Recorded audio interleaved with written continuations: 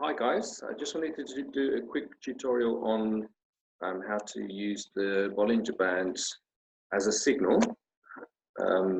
Yeah, the first thing, obviously you only want to be using a buy signal in an upward trend and a sell signal in a downward trend, or when you're expecting the market to go down. So I've got a quick example here really, which I'll get into. If you see here, basically we've got a low, a high, a higher low, followed by a higher high. So we've got an upward trend happening, and we've drawn our Fibonacci from A to B.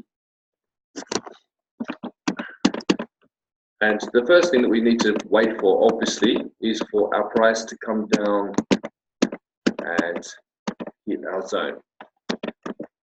So now we've got a candlestick which has entered the zone. But if you look at the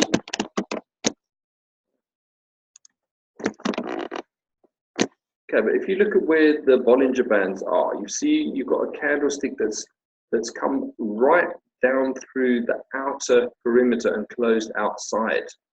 But we can't, whilst it has touched the inner perimeter, it's closed right outside. So we can't use that. So we have to wait. Next candlestick, again, the same thing is there. It's nicely in our zone. Okay, so almost bouncing on that 61.8, but we have to wait. We can't use that as a Bollinger signal yet. Okay, so we wait. And also this candlestick here, it's got a body which is outside of this outer perimeter of the Bollinger Band. So again, we have to wait.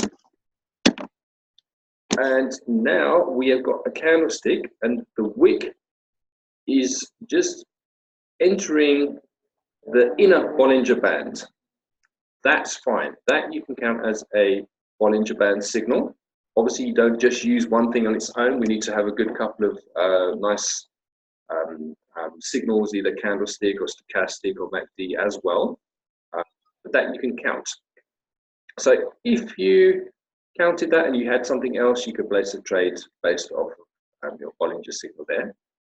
Sometimes this is what you will find happening, that you get a Bollinger Band signal, and there's another good one there. And then all of a sudden, you get another candlestick which comes and closes outside of this outer perimeter again. Okay, so this candlestick has just nullified these signals. So we have to wait. So we wait again, and we just see what happens to the next few candlesticks. Okay, again, I think this one is just slightly out of. Leave that. Now, okay, so here we've got a candlestick which is closed outside of the outer perimeter, this bearish candle, followed by one where you've got a body that hasn't closed or opened outside of this outer perimeter. So at this candlestick here, you've got another Bollinger signal. And you can use that as your signal. And then, yeah, based on the Bollinger, then that would have given you a signal. You obviously would need to wait for another signal before placing the buy trades. But the rules are, again, you need to wait, make sure that it's in the zone. You know, don't just take these signals wherever. Make sure you're doing it in the direction or the momentum of the trends. And the rules are that you must have a candle which has touched the inner perimeter at least, but not closed outside the outer perimeter. So this is not a signal.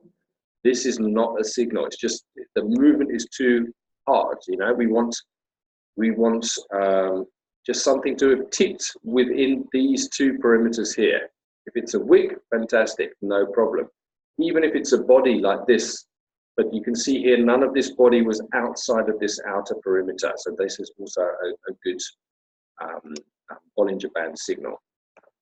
Guys, I hope that clears up. I know one or two of you had questions on this. I hope that kind of clears it up.